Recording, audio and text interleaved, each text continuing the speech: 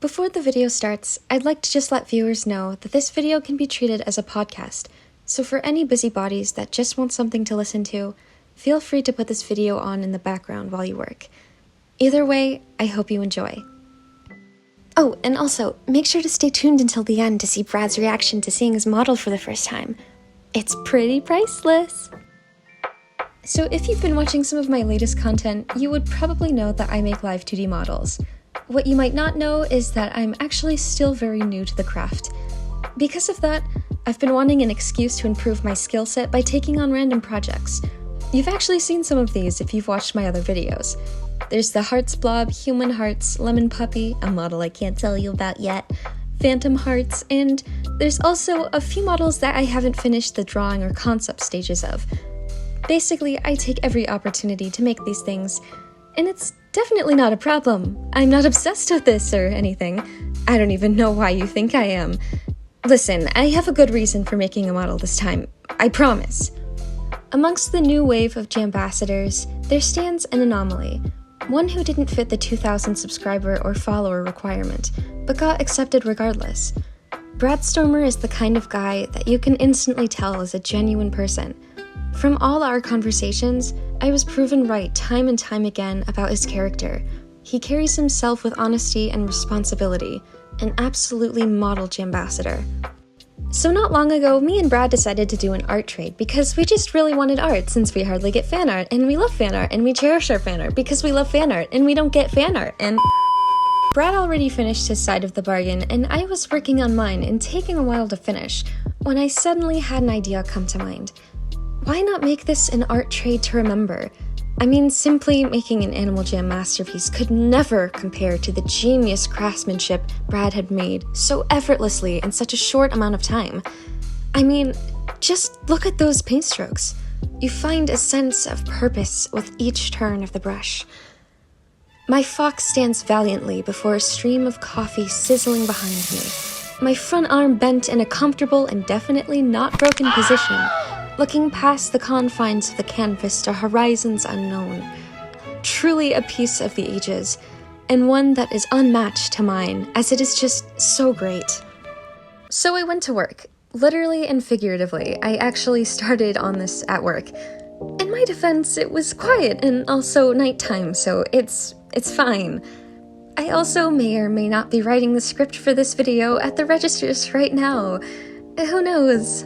I got Brad's character sheet for both his main looks from Animal Jam Classic and Animal Jam. As similar as they are, there are some key differences that I had to keep in mind. So instead of guesswork, I asked Brad directly what he preferred under the excuse that I was working on the Animal Jam masterpiece, which at the time that I'm writing this, 8:13 p.m. on November 15th, I'm still not done with it. But hey, at least it'll be done at some point in this video. Let's just look at the positives. Anyways, I asked them the following questions. Which dual swords did he prefer? Answer, AG Classic. Did he want to keep the lightning bolt tail armor?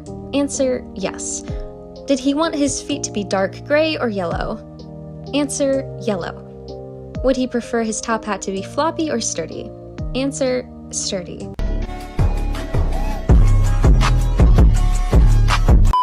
With these answers, I was able to craft the model to be as close to his preference as possible. My standards are high, after all. I did a mix of Animal Jam art style and original, so there are some places without line art, and some with faint line art. The overall shape is somewhat reminiscent of Animal Jam style, however, I made the proportions more accurate. His tail is the only thing that has both his Animal Jam Classic and Animal Jam mobile items equipped.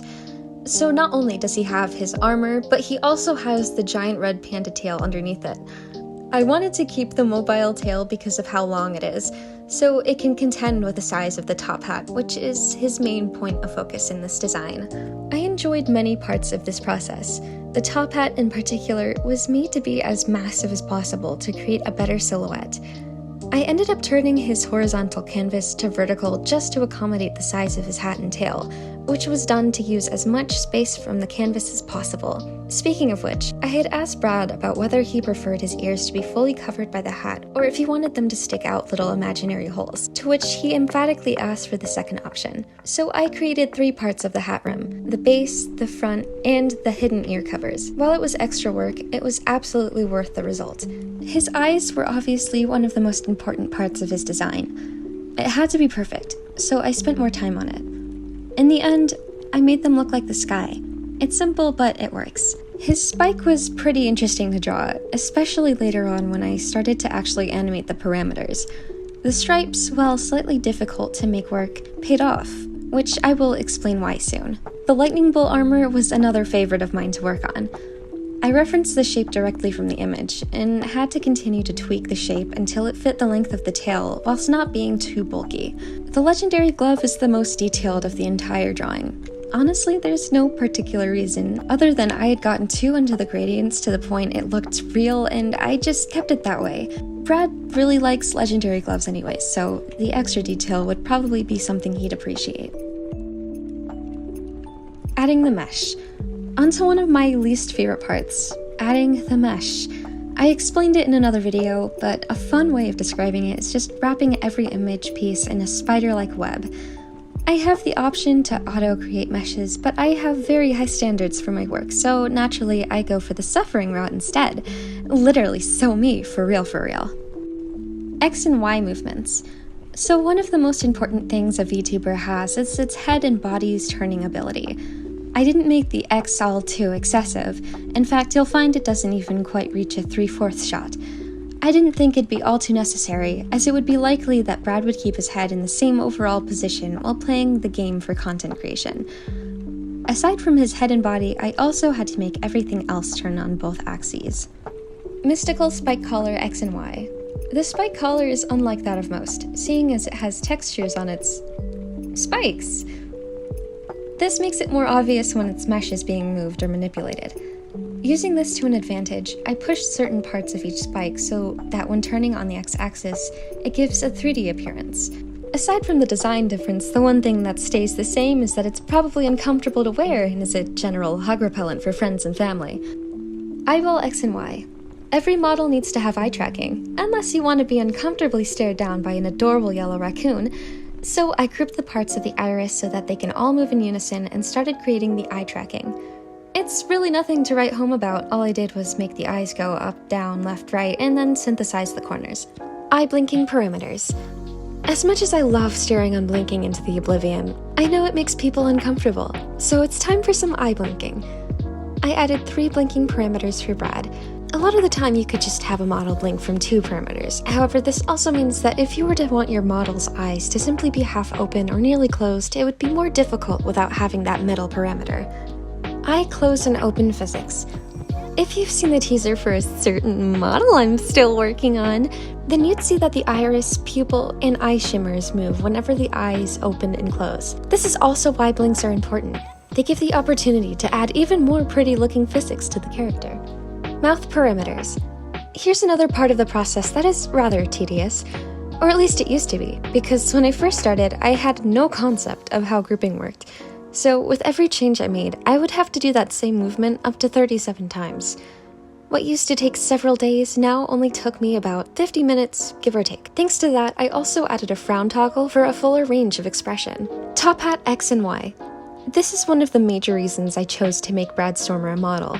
Top hats are tricky, but when you get it right, you can achieve a really nice 3D look with them. I've animated a top hat before, which didn't turn out so great. But now that years have passed, I'm confident I can finally get it right this time. This is why the top hat has so many pieces to it. The stripes, the buttons, the sash, even the top of the hat. This is to ensure the highest quality result. And as I worked, I could see these efforts were absolutely worth my time. Dual swords. So the reason I only made one sword in the beginning is because I have the ability to duplicate it later on. Yes, indeed, one of my many superpowers. But if only I could duplicate berets or cups of coffee. Once duplicated, all I really had to do was reposition it to look like the item. Also, something you won't see in the final video is that later on I added the belt from the duel's design since I had forgotten about it. I'll make sure you see it. Dynamic tail animation. You've seen the process for this before if you've watched through my last video on the channel, which isn't a lot because the watch retention is surprisingly abysmal, but I blame myself for the statistics. Maybe I'm just boring to watch. Just kidding. Anyways, it basically goes like this. You align multiple rotating deformers along the middle of the tail so that it can rotate in multiple places. I always do 3, since if I do more, it'll make the tail look weird, and if I do less, it'll look so boring. Like, can't watch without having a Subway Surfers video play underneath it boring. I often have to do this multiple times since whenever it's placed in a specific spot, it'll separate the mesh dots, which creates a flat surface area, which is something I can't fix because I still don't know how the glue function works yet. I'll figure it out later, I say for the 6th or 7th time. Tail bolt armor. This is also something that you might understand more of if you watched the last video I made, nudge nudge, wink wink. The tail armor needs to move along with the tail's dynamic function. So what I did was I placed the separate parts of the armor within the dynamic groupings. The straps went in the first one, which is the base of the tail, while the armor went on the second grouping, which is the lower middle part. I'm honestly really happy that I figured this out with the Phantom because it would have probably been a nightmare to look up how to do this elsewhere. Wave toggle. This was really just something I did on a whim, based off the assumption that Brad might stream with this model. In such cases, a character waving hello or goodbye felt fitting. As difficult as it was to figure out how to make it happen, I did so enjoy breaking his little raccoon hand to avenge him breaking my arm in the beautiful painting he made of me. Now he'll be waving at his audience through broken fingers. Dual sword wielding toggle. This was my absolute favorite thing to animate. While it's not perfect, it serves as a great inference of my technical skills I've learned thus far. So this is off topic, but a little known fun fact about me is that I sometimes make animations for free. There's obviously more to it than that. I always either check their social media or have multiple conversations with them before making my decision. I choose people based on how they contribute to Animal Jam's community. If they give a positive contribution, they receive an animation. My criteria is, in fact, so strict that the 2 major times I gave free animations away, both individuals became Jambassadors. In a way, I like to think I predicted their future. Maybe I should make myself a free animation.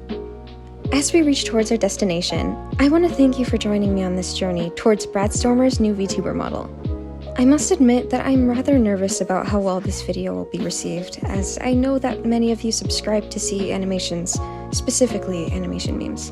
I know that's what a lot of you want to see exclusively, but after putting a lot of thought in, I decided to try taking a leap of faith, because I know that with this, I can make even more of a positive impact. I want to start giving to all those who gave to the Animal Jam community, and as we edge ever closer to the reveal, we shall soon see why it matters to show appreciation to these amazing individuals. Without further delay, I present to you Brad Stormer. 10, 9, 8, 7, 6, 5, 4, 3, 2, 1.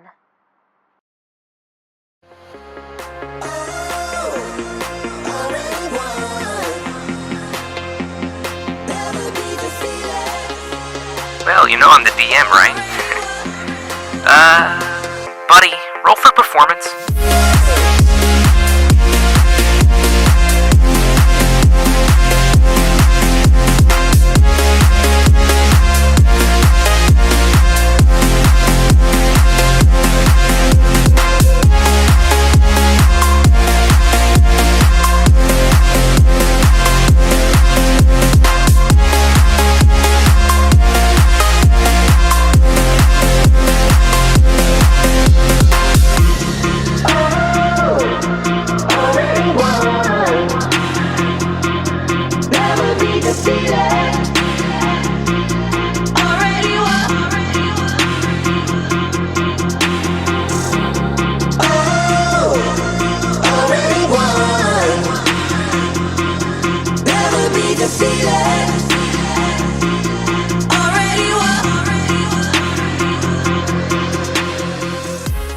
And here's his reaction. Sorry in advance for the audio.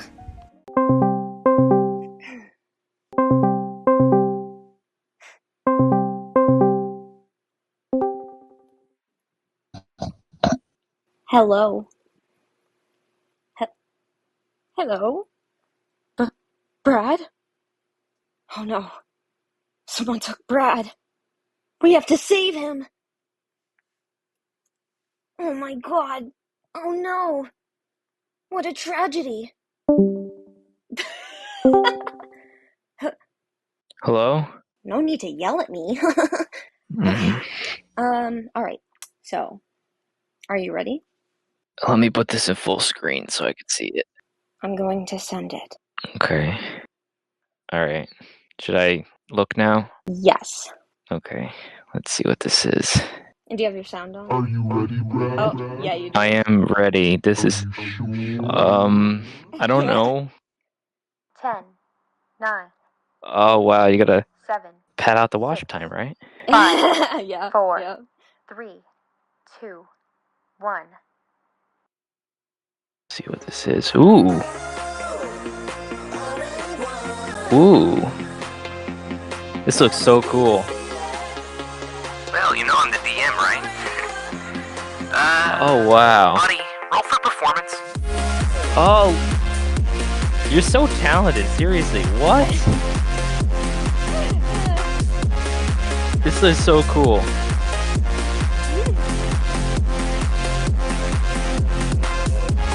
Okay, wow.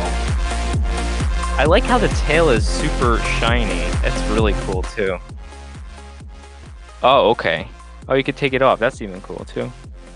Oh, I see. All right, it's the play wild tail too. All right. Yeah. Wow. Yeah, seriously, this is insane. Wow. And all the colors look perfect too. Like, enjoy your new model. Oh, wow. Yeah. Thank you so much. Yeah. Okay. All right. Are you ready, Brad? What? It repeated itself. Okay.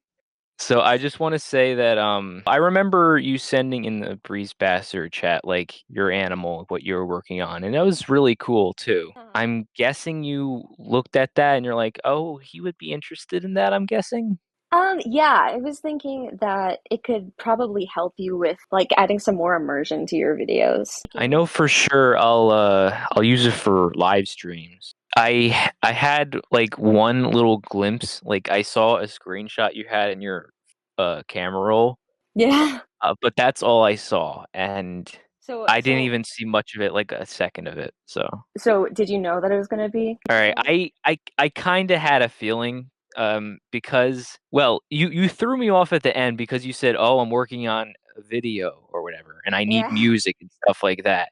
I know how long it takes for you to make the models. I mean, even though you're very talented in it, I mean, it's gonna take multiple hours, and I'm like, that's got to be the only thing that is gonna take that much hours, you know? Yeah. All the animations are also super cool too. I hope you like it. I'm impressed. It looks really cool. So is this a good art trade, do you think? Well, Ah, I did see you started the masterpiece already, right? I probably should have finished that too. Whatever. Well, you're more talented in art than I am. I'm okay. Um, that would be like even if I paid like a lot of money for it, I would still be super impressed with it. Like that's how good it looks, okay? Yeah. Right? Aw. Why, thank you. Yes, yes. Also, is there anything you want to tell the viewers of the video?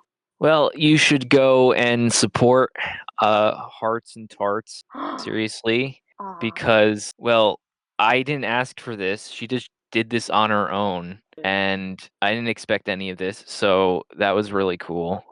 Also, in case you're curious, yes, I did finish the masterpiece. I just want to let everyone know that this is not the last person who will receive a VTuber model. In fact, I propose we make this a new recurring topic on the channel. If you're interested, I've always loved making animations for people, good people, because in my eyes, I truly appreciate them for who they are and how they help bolster this beautiful community. It'll definitely take a lot of time to make each model, so if you want to contribute to the artists behind the channel, there are a few things you can do. Something a lot of people tell me is that I'm very underrated, so let's try changing that by spreading the word of the channel. If this is a channel you've often enjoyed, chances are there are others who may feel the same, but just don't know it yet. You can also leave a comment. I read them all, and it truly helps motivate me to further my abilities and make even better animations and videos in the future.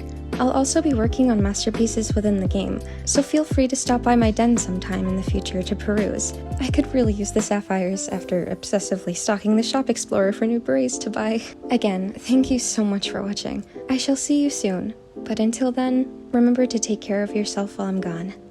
Bye!